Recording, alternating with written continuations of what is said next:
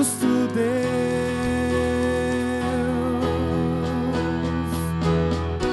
Pela cruz me chamou, gentilmente me atraiu e eu, sem palavras, me aproximo, quebrantado do seu amor.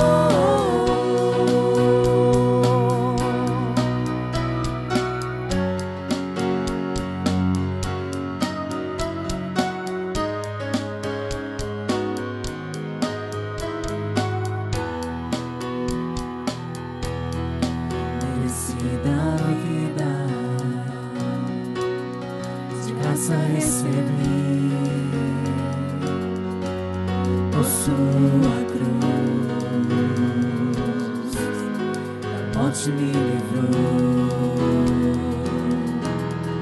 trouxe minha vida. Eu estava condenado, mas agora pela cruz eu fui reconciliado.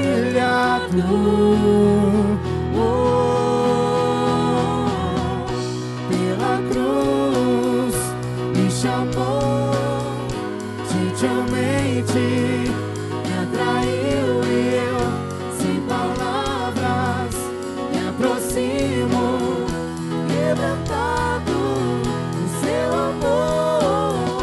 Pela cruz me chamou, gentilmente me atraiu e eu, sem palavras, me aproximo, quebrantado do seu amor. Impressionante é o seu amor.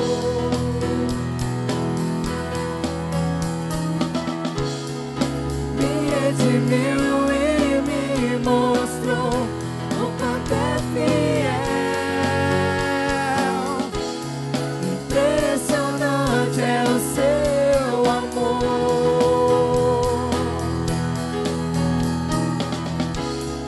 Me redimiu e me mostrou o quanto é fiel.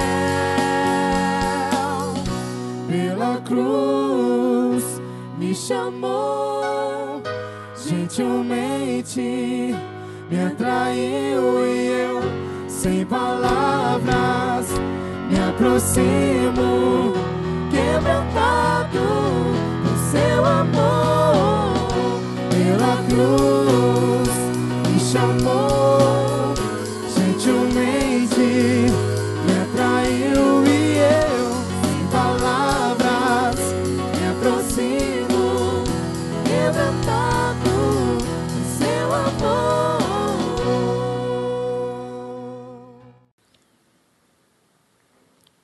Vamos ler. Continuou.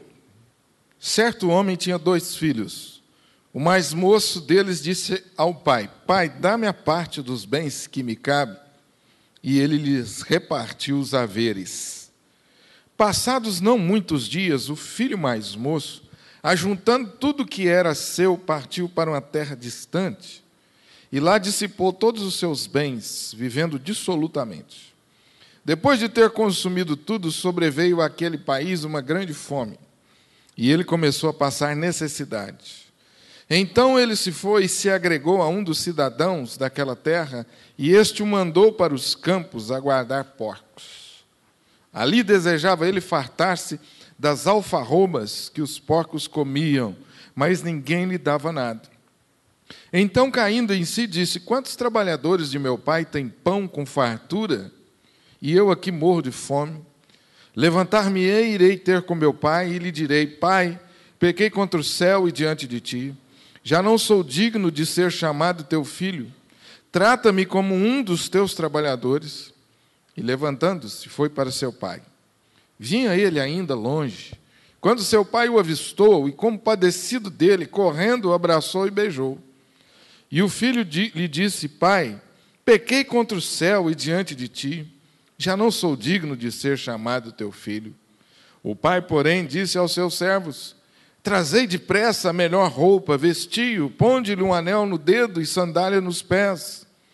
Trazei-me também e matai o novilho cevado, comamos e regozijemos. Porque este meu filho estava morto e reviveu. Estava perdido e foi achado. E começaram a regozijar-se.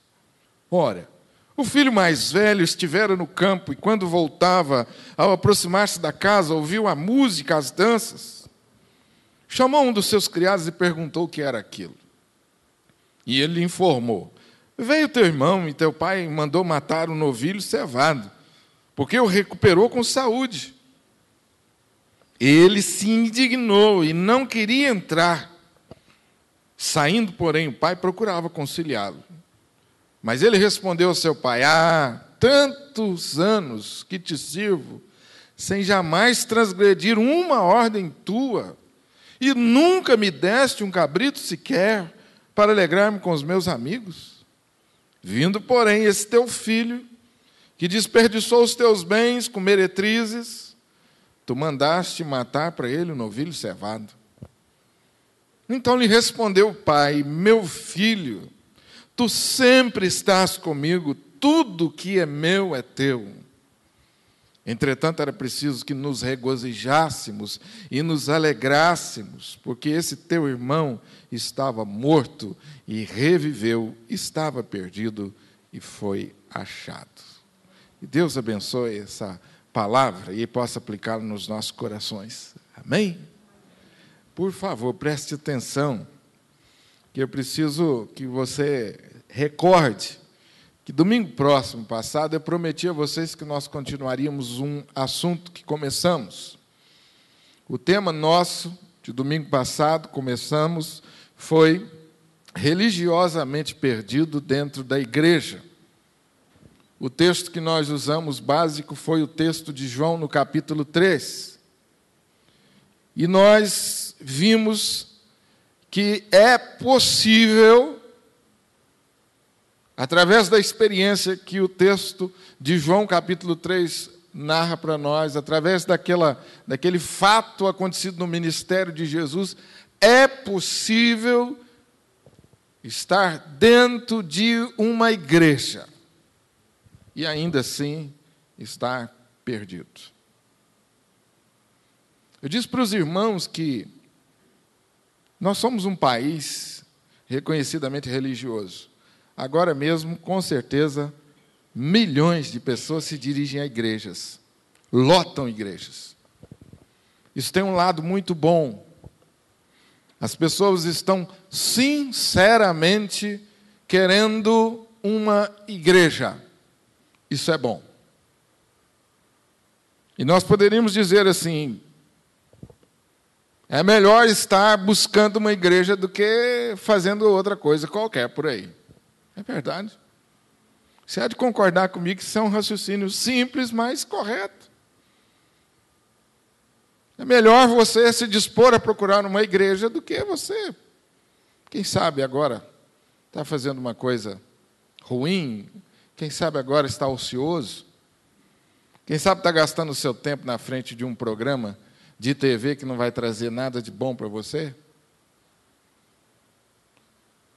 Mas a questão que foi colocada é que não basta apenas nós procurarmos uma igreja. Nós precisamos ter um relacionamento com Deus. Nós precisamos conhecer a Deus. Milhares ou milhões de pessoas buscam as igrejas. E isso, volto a dizer, é muito positivo. No entanto, a gente lamenta profundamente o fato de que muitos voltam para as suas casas vazios como chegaram. O texto de João, capítulo 3, nos fala daquele homem que foi encontrar-se com Jesus, trazendo algumas preocupações sobre a sua vida futura. E Jesus, então, levou aquele homem a refletir sobre a importância do novo nascimento, do arrependimento, para que ele tivesse a convicção de que ele tinha um lugar no céu, que ele tinha um lugar no reino de Deus. Eu quero novamente voltar a pensar com você nesse assunto agora, no texto que nós acabamos de ler. O Evangelho de Lucas, segundo os estudiosos, ele tem uma seção que nós conhecemos muito bem, que nós encontramos nas lojas aí de departamentos, uma seção de achados e perdidos. Lucas capítulo 15 é a seção de achados e perdidos. Você olha comigo, por favor, você que tem a sua Bíblia, capítulo 15, versículo 3, a ovelha se perdeu. Confere aí comigo. A parábola da ovelha perdida. Você encontra no verso 8 ao verso 10 a parábola da moeda, do dinheiro perdido, 8 a 10. E do verso 11 até o verso 32, você encontra outra coisa perdida. Quem é agora? O filho. A ovelha perdida, o dinheiro, a dracma perdida e agora o filho. Quando você estuda mais profundamente esses textos, você vai perceber que a ênfase desse texto não está naquilo que se perdeu, mas está na alegria do encontro. Todas essas coisas que se perderam representam o homem perdido. Mas muito mais o que o evangelista, direcionado pelo Espírito, quer mostrar é a alegria que o nosso Deus sente em encontrar aquele que estava perdido. Simbolizado pela ovelha, simbolizado pela dracma e agora pelo filho pródigo. Mas eu não quero falar com você hoje à noite, não é do filho pródigo que se perdeu. Eu quero falar com você do filho que estava perdido dentro de casa, conforme registra o versículo 25 a 32. Se você prestou atenção no texto, a parábola contada por Jesus começa dizendo que um homem tinha 2 filhos. E o mais moço chegou a ele e disse assim: olha, pai, eu quero a parte da herança que me cabe. Eu quero a parte da herança que me cabe. O texto não diz isso, a gente aprende isso no estudo da cultura daquele tempo. Aquele moço, entre outras coisas, ele está desejando a morte do seu pai, para que ele pudesse ter a parte dos bens que lhe caberia por ocasião da morte do seu pai. E o restante do texto nos diz que aquele moço faz isso para sair por aí, dissipando, gastando tudo os seus bens e vivendo de forma dissoluta, de forma desregrada, de forma imoral. A história ainda diz que esse moço, depois de ter gastado tudo dissolutamente, teve um dia que ele chegou a uma miséria tão grande que ele começou a dividir a comida com os porcos. O texto usa a palavra alfarrobas. Ele está dividindo ali com os porcos a comida, ele está disputando com os porcos a comida. Isso o texto está querendo dizer a miséria que aquele moço chegou.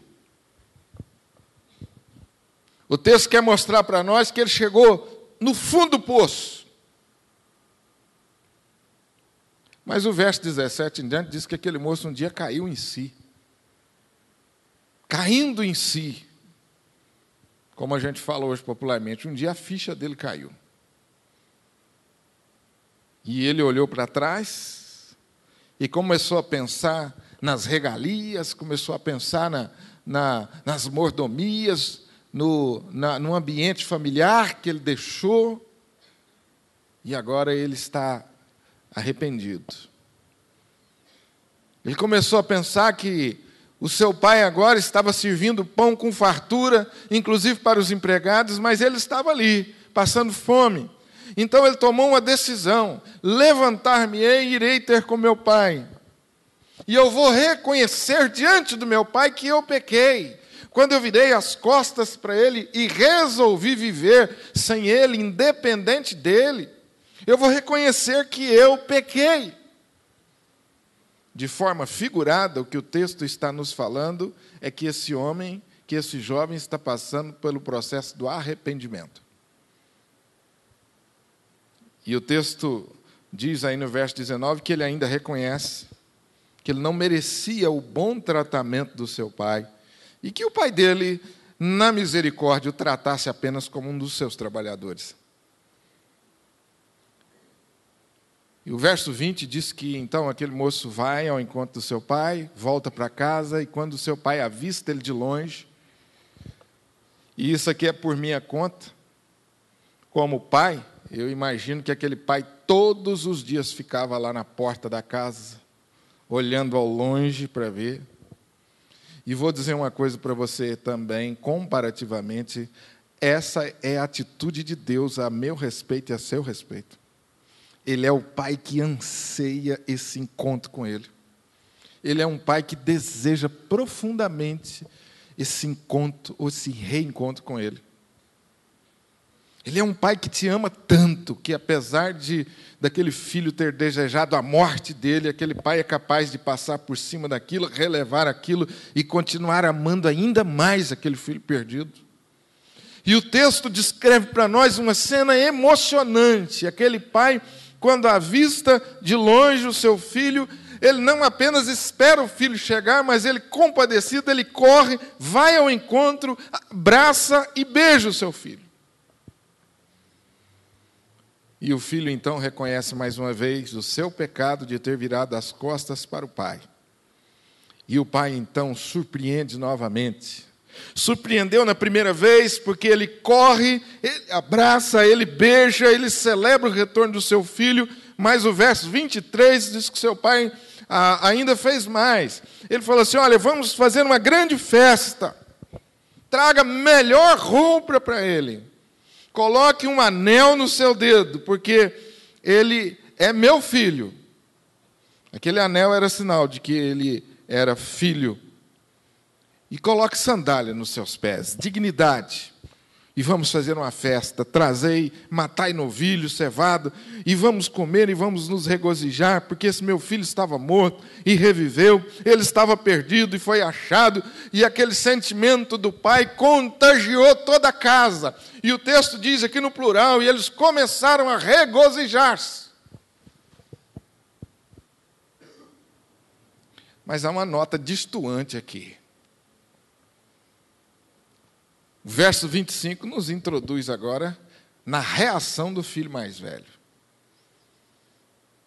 Foi completamente diferente da reação de todos os outros. Foi completamente diferente da reação do pai e foi completamente diferente da reação de todos que estavam ali na casa.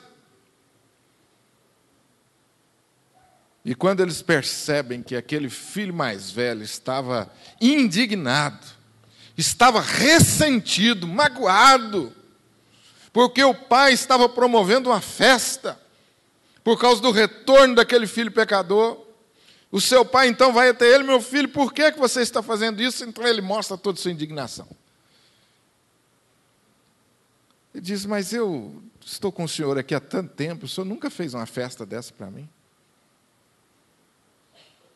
Eu nunca pude fazer uma festa e convidar meus amigos igual o senhor está fazendo. E agora o senhor faz essa festa para esse infeliz que virou as costas para o senhor. Interessante aí, que você vai observar no verso 30, eu usei a palavra infeliz para ser bonzinho, porque na verdade ele falou assim: vindo porém esse teu filho, não é vindo porém o meu irmão, é vindo porém esse teu filho, o senhor faz essa festança toda aí. Quer dizer, no coração ele já tinha cortado o seu irmão. E o pai então diz: meu filho, você está sempre comigo, tudo que eu tenho é seu. Era preciso que eu fizesse uma festa, porque o seu irmão que estava perdido voltou para casa. O que Jesus quer nos ensinar nessa parábola? A primeira e grande lição desse texto é que o Pai permanece de braços abertos para qualquer um de nós que, porventura, tenhamos saído da sua presença, voltarmos para Ele. A primeira grande lição desse texto é para nos ensinar, para chamar a nossa atenção, para enfatizar o grande amor de Deus. Um amor incompreensível, um amor sem medida por mim e por você. Mesmo quando nós viramos as costas para Ele, mesmo quando deliberadamente nós somos rebeldes e desobedientes, e ainda mais, mesmo quando deliberadamente nós chegamos ao fundo do poço, Ele permanece esperando a nossa volta. E quando nós manifestamos arrependimento, Ele corre ao nosso encontro e restaura a nossa vida. Amém? Se você for observar, o Evangelho todo é isso. Há muitas definições para Evangelho, mas essa é uma definição que com certeza você tem com muita segurança. O que é o Evangelho? O Evangelho é Deus, infinitamente amoroso, poderosamente amoroso, incansavelmente amoroso, restaurando a minha vida e a sua vida, a despeito do que nós tenhamos feito. Amém, gente? Eu acho que merecia um amém assim, mais substância, né, Guilherme? Já pararam para pensar nisso?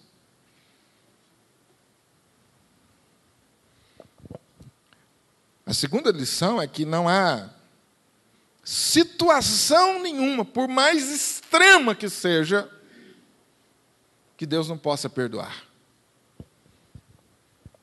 Não há situação, por mais extrema que seja, de pecado, de abandono e de indiferença, que Deus não possa mudar.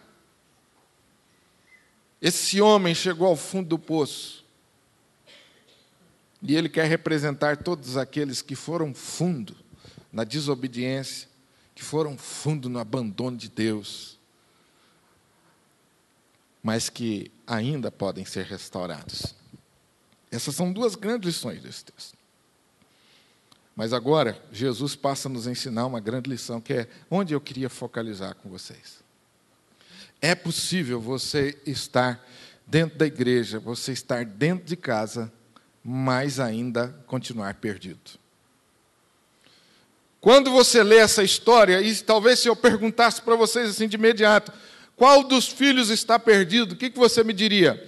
Pastor, com certeza o filho chamado pródigo, esse que pediu aí a herança e foi embora, e virou as costas para a família. Esse é o filho ingrato, indiferente, esse é o filho que precisa ser encontrado. Mas o que Jesus quer mostrar para nós é que tinha dois filhos perdidos. Um saiu, foi embora e virou as costas, e o outro ficou. Agora preste atenção aqui. A gente estuda muito a Bíblia e tem coisas que às vezes a gente não entende, né? Você vai ver durante todo o Novo Testamento, em todos os eventos de Jesus, a presença de alguns grupos. Você vai ver, por exemplo, a Bíblia falando de multidão cercando Jesus, de pecadores e de publicanos. Algumas vezes multidão, algumas vezes um pequeno número, mas que a Bíblia chama de publicanos e pecadores. E você vai ver junto desse grupo os escribas e fariseus, que são os religiosos. E você vai ver o terceiro grupo, que são os discípulos. Sempre três grupos. Publicanos e pecadores, escribas e fariseus e os discípulos. E é interessante como que Jesus trabalha na sua sabedoria, na sua pedagogia, na sua didática, né? Ele alcança os três grupos sempre. Ele sempre está trabalhando com os discípulos, ele sempre tem uma mensagem de amor e de restauração para os publicanos e pecadores, que eram os excluídos da igreja, os excluídos da religião, mas ele sempre tinha um ferrão apontado para os escribas e fariseus. Eles sempre tinham uma espetada para eles.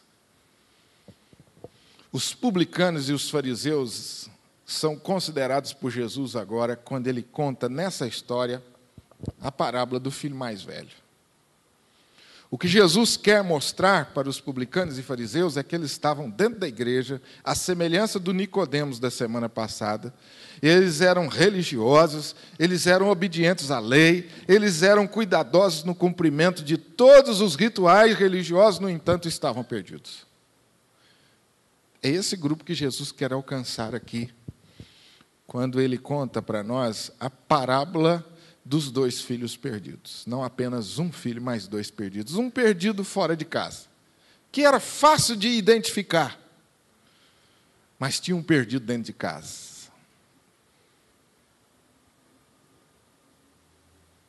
É possível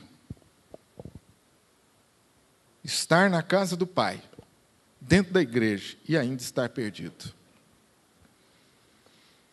Esse filho mais velho representa aqueles que estão dentro da igreja, obedecendo às leis, cumprindo os seus deveres, sem se enveredar pelos antros do pecado, sem andar pelos labirintos escuros desse mundo, mas ainda assim continuarem perdidos.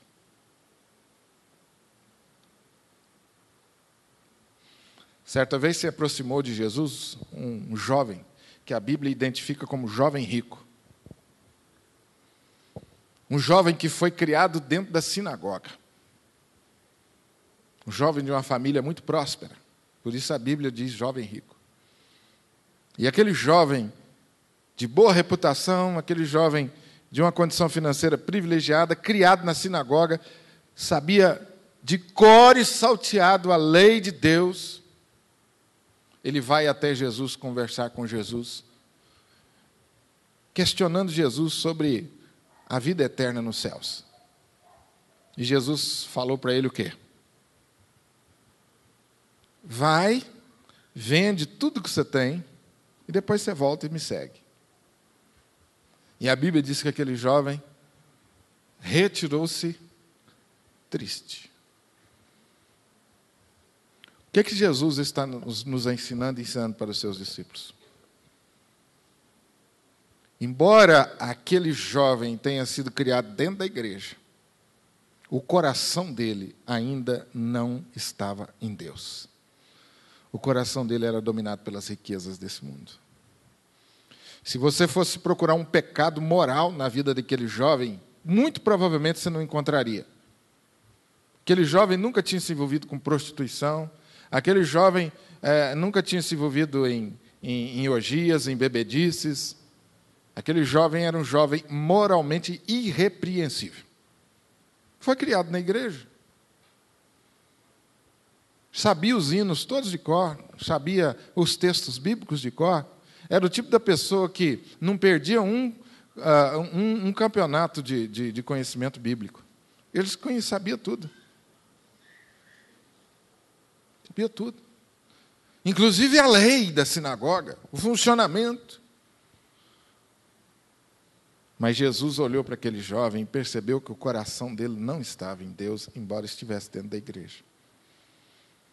E Jesus foi exatamente no ponto, tocou na ferida dele, para que ele pudesse perceber quem de fato dominava o seu coração. E por isso ele voltou triste. É possível você estar dentro da casa do Pai e ainda assim estar perdido. É possível você viver dentro da casa do Pai, dentro da igreja, mas você desobedecer os 2 principais mandamentos. Jesus ensinou que os 2 principais mandamentos da lei são amar a Deus sobre todas as coisas e amar ao próximo como a si mesmo. Esse filho mais velho quebrou esses 2 mandamentos. Ele nem amou a Deus, representado pelo pai, e nem amou o seu próximo, que era seu irmão. Ele não perdoou o seu pai por haver recebido o filho pródigo, e não perdoou o irmão pelos seus erros. Preste atenção, querido, que eu sei que talvez a minha palavra essa noite esteja incomodando um pouco você, que já está há muitos anos na igreja, e o meu objetivo é esse mesmo.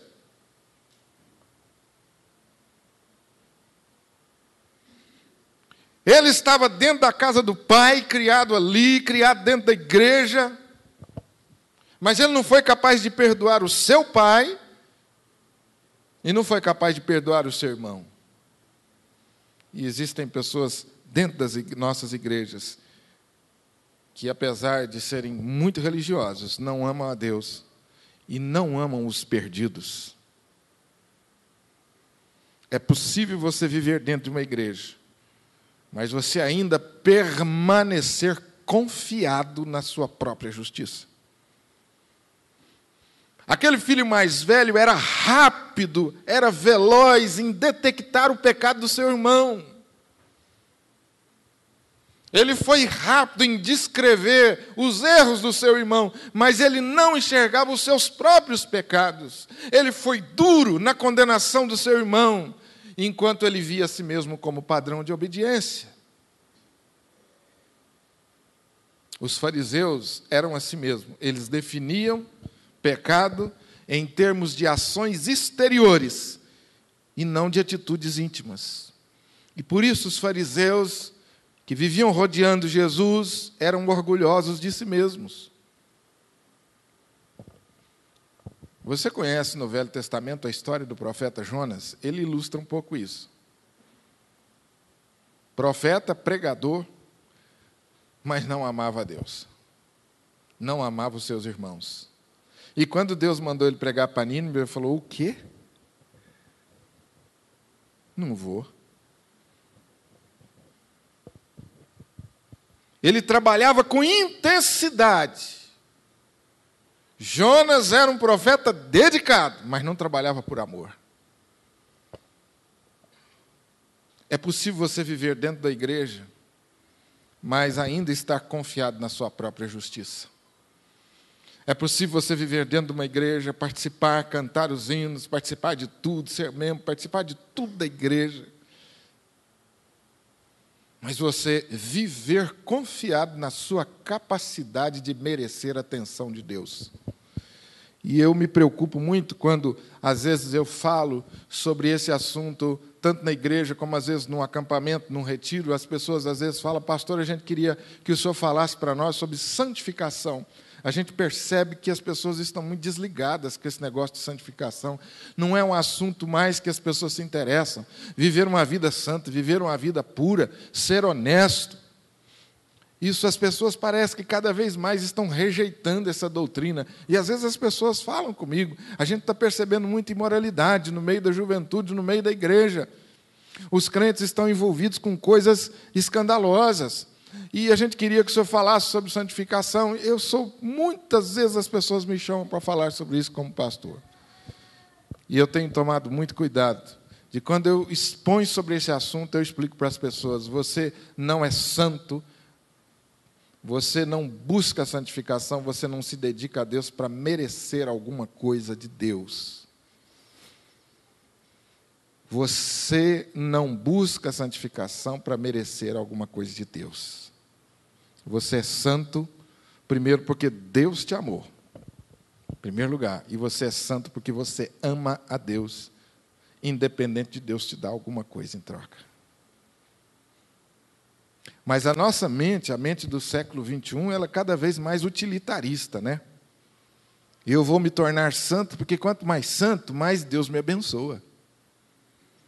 Meu irmão, em nome de Jesus, se você trouxe o seu dízimo hoje, depositou aqui à frente, somente pensando em que Deus, durante a semana, vai abençoar você, você ainda não entendeu o dízimo. A gente dá dízimo não é para ser abençoado por Deus. A gente dá dízimo porque nós amamos a Deus e somos obedientes à palavra dEle. Ainda que a figueira não, nós cantamos hoje, floresça, e a vide não dê o seu fruto. Todavia, presta atenção no que você está falando comigo, hein? Deus, eu vou ser fiel no dízimo com alegria, mesmo que dê tudo errado lá no meu trabalho. Amém ou não, gente? Dá para sair um amém assim, pastor? Está tranquilo com isso aí. E se amanhã você tiver uma notícia desagradável, com a carta de demissão assim na sua cara? Como é que faz?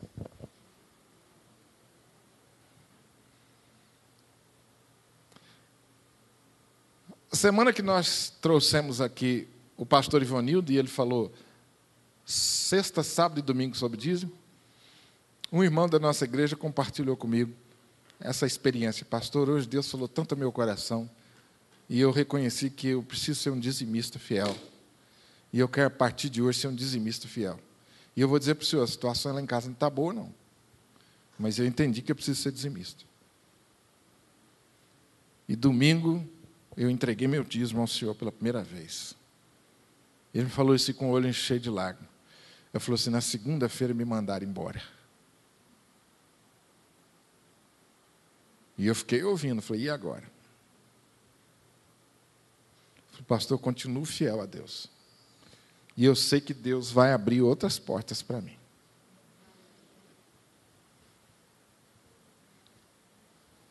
A santidade nossa, a motivação para a santidade nunca é o receber alguma coisa de Deus. É porque nós amamos a Deus. E porque Deus, antes de tudo, nos ama a despeito de quem nós somos. Aqui é uma coisa muito séria que eu preciso falar com você. Sexta-feira nós temos vigília. 21 horas. E às vezes a gente fala assim, irmãos, quem está passando aperto, quem está passando dificuldade, tem que vir na vigília para orar. E quem está tudo bem, né, Raul? E quando as coisas estão 100% com você, para que vigília, para que orar? Não é assim que às vezes nós entendemos. Isto significa que a minha vida ainda continua, a minha doutrina ainda continua muito centralizada no eu, na minha capacidade de obter alguma coisa de Deus. O grande desafio nosso é esse, é não sermos contaminados com essa falsa doutrina que às vezes circula em nosso meio. Seja fiel no dízimo. Porque se você for assim, Deus vai fazer você prosperar. Ore mais. Porque se você orar mais, Deus vai te abençoar mais. Não tem nada de errado você querer que Deus faça você prosperar. Nada, nada, nada de errado. Pelo contrário, se você está em Cristo, meu irmão, deseje prosperar em todas as áreas da sua vida. Mas deseje isso pelas razões certas. Porque o que Deus quer é o nosso coração. O problema desse filho mais velho é que o amor que ele acreditava que o pai tinha por ele estava centralizado na sua capacidade de obedecer e de fazer tudo que o pai mandava. Então ele vai argumentar com seu pai assim, olha pai, eu faço tudo que o senhor quer, eu sou um filho obediente, e o senhor não mata nem um cabrito por mim. Olha como que estava a mentalidade dele, eu mereço porque eu faço, eu mereço porque eu sou obediente, eu mereço porque eu sou fiel. O meu irmão não merece nada. O céu, a vida eterna com Deus, não é pelos nossos merecimentos, não é pelos nossos méritos.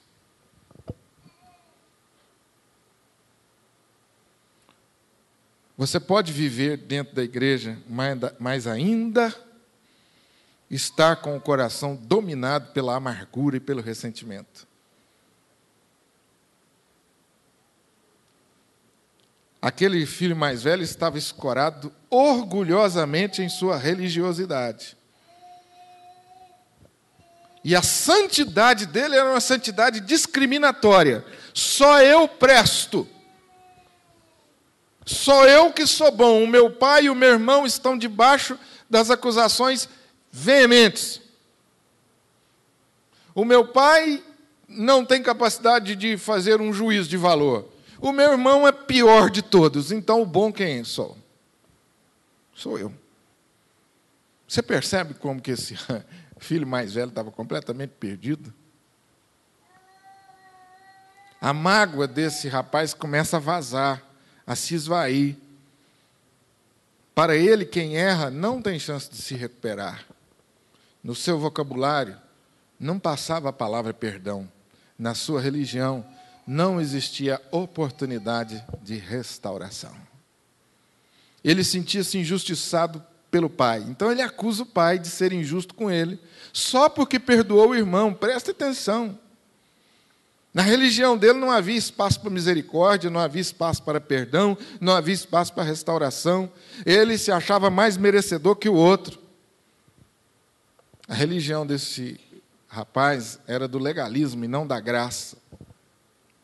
Era do legalismo e não da graça e da fé que opera pelo amor. Aquele jovem, aquele filho mais velho, não perdoa e nem restaura o relacionamento com o irmão.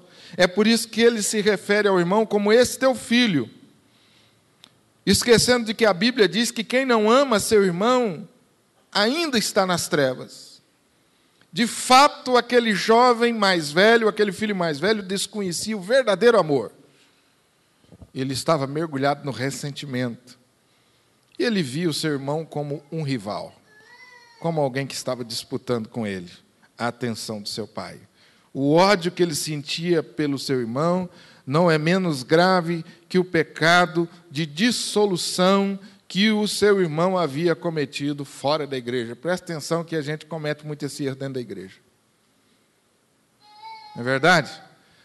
Pecado é quem saiu da igreja e se envolveu na prostituição e em tantas coisas erradas. Agora, quem fica dentro da igreja com o coração cheio de ressentimento é um pecado menos grave.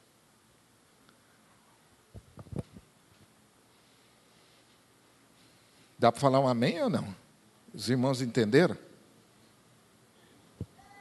Eu aponto o dedo para aquele que está afundado na prostituição, mas eu endureço meu coração contra o meu irmão, não cumprimento ele. E às vezes sou capaz de tomar santa ceia na mesma igreja, ser servido pelas mesmas pessoas junto com ele. Esse filho mais velho era assim. O pecado dele era menos grave. Você percebe como a gente facilmente sai da verdade da palavra para a religiosidade? Você percebe como a gente precisa estar sempre em constante vigilância com os nossos sentimentos, com as nossas decisões, com o nosso coração. É por isso que a Bíblia diz: examine-se, pois, o homem a si mesmo, e assim coma do pão e beba do cálice.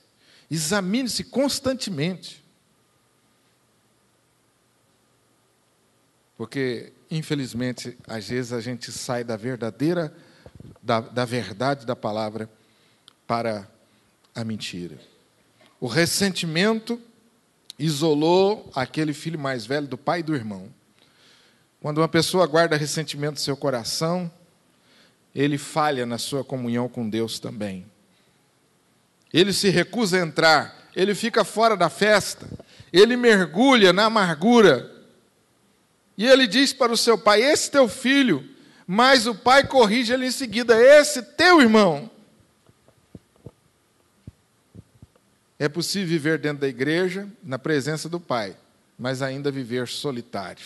Aquele moço era o moço que andava sem alegria, ele não tinha amor e não tinha prazer em estar na casa do pai. Ele vivia na casa do pai, mas ele se sentia um escravo. Ele vivia na casa do pai, mas ele não tinha comunhão com o pai. É possível você estar na igreja, mas nunca sentir o amor de Deus, a alegria da salvação, o prazer de pertencer a Jesus, a doçura de servir a Deus e ao Espírito Santo. Há muitos crentes que vivem como órfãos, sozinhos, curtindo a solidão e a insatisfação dentro da casa do Pai. Eu quero terminar dizendo para você que você pode estar dentro da igreja, mas ainda não se sentir dono daquilo que é do seu Pai. É possível você estar dentro da igreja e não se sentir dono daquilo que é do seu Pai. Ele era rico, mas estava vivendo na miséria. Tudo que era do seu pai era dele há muito tempo, mas ele nunca acreditou nisso. E por isso vivia na miséria, a ponto de dizer, olha, eu não posso nem fazer uma festa para os meus amigos.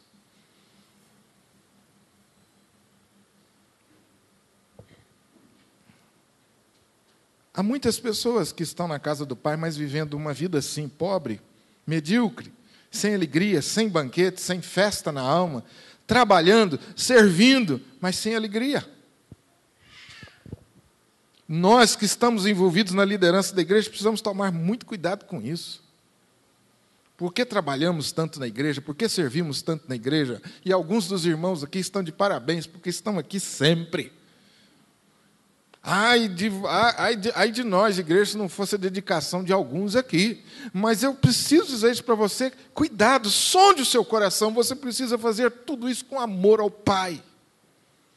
E tudo que é do Pai é seu. Deus tem uma vida abundante para você. Deus tem riquezas insondáveis do Evangelho para você.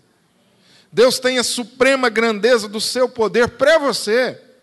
Deus tem paz que excede todo o entendimento para você. E Deus tem uma alegria indizível e cheia de glória para você. E Deus tem uma vida de delícias para a sua alma. Esse filho vivia na casa do pai, mas não tinha nenhum proveito da herança do pai. Ele nunca fez uma festa. Ele nunca celebrou com seus amigos. Nem sequer um cabrito ele comeu. Ele nunca saboreou as riquezas do pai. Ele estava ali por obrigação. Ele não tomava posse do que é seu. Você conhece aquela história do homem que juntou todo o seu dinheiro para comprar uma passagem para ele, para a esposa, para fazer uma viagem num cruzeiro. Era o sonho deles. Fazer uma viagem de navio num cruzeiro. Pagou as duras penas as prestações e foi para aquele cruzeiro tão sonhado. Mas ele falou para a esposa, não esquece de levar o lanche. Nós vamos ficar muitos dias em alto mar, preciso levar lanche. E todos os dias daquele cruzeiro ele passou dentro do seu quarto tomando lanche que ele tinha levado na viagem. E no último dia que ele resolveu passear pelo cruzeiro todo, que ele descobriu que tudo ali estava incluído na passagem que ele pagou. Tem muita gente assim na igreja. Mesmo tendo uma mesa farta e cheia de bênçãos na casa do Pai, vive das migalhas. Meu irmão, eu quero finalizar dizendo para você, o mesmo pai que saiu ao encontro do filho pródigo para abraçá-lo, é o mesmo pai que foi atrás do filho perdido dentro de casa, o mesmo pai. Maravilhoso isso, né? A atenção de Deus para o que saiu e a atenção de Deus para o que ficou perdido. O mesmo pai, o mesmo amor. O remédio para o filho que saiu era o mesmo para o filho que ficou. Confessar o seu pecado. Todos os dois estavam perdidos e precisavam voltar. E eu queria terminar também dizendo duas coisas para você. Primeiro, não fique do lado de fora perdido. Mas também não fique do lado de dentro perdido. E você podia olhar para a sua vida hoje e dizer assim, pastor, eu não me encaixo em nenhum dos dois. Graças a Deus por isso.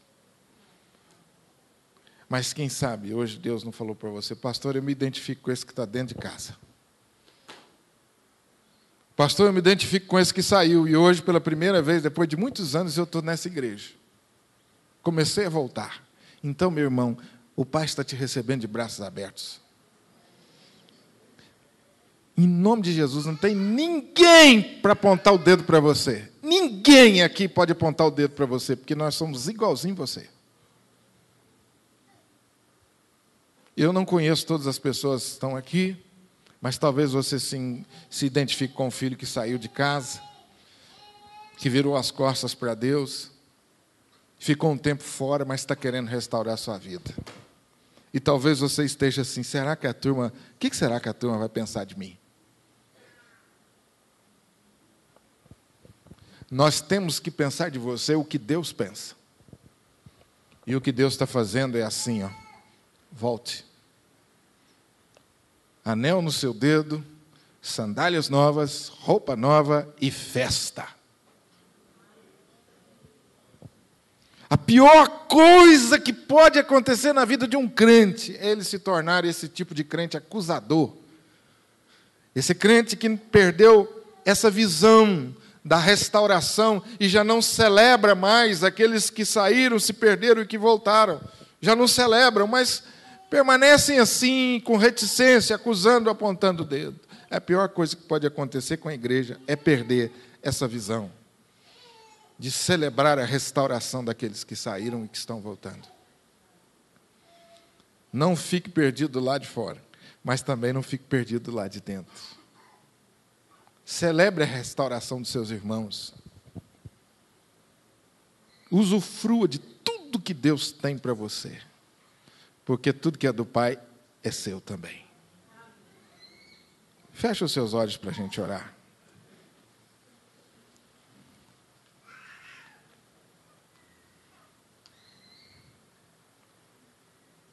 Há 2 filhos perdidos. Um filho que saiu de casa e foi fundo no pecado.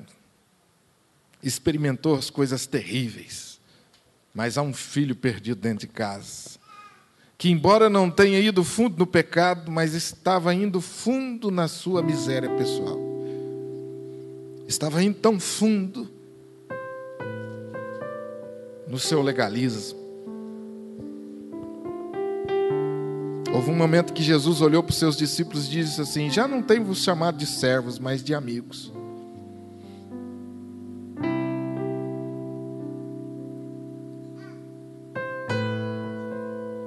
Mais do que o seu serviço, Deus quer a sua alegria, o seu amor, o seu prazer em servir. Tudo que você fizer para Deus, meu irmão, faça com muita alegria, com muita paixão por Deus.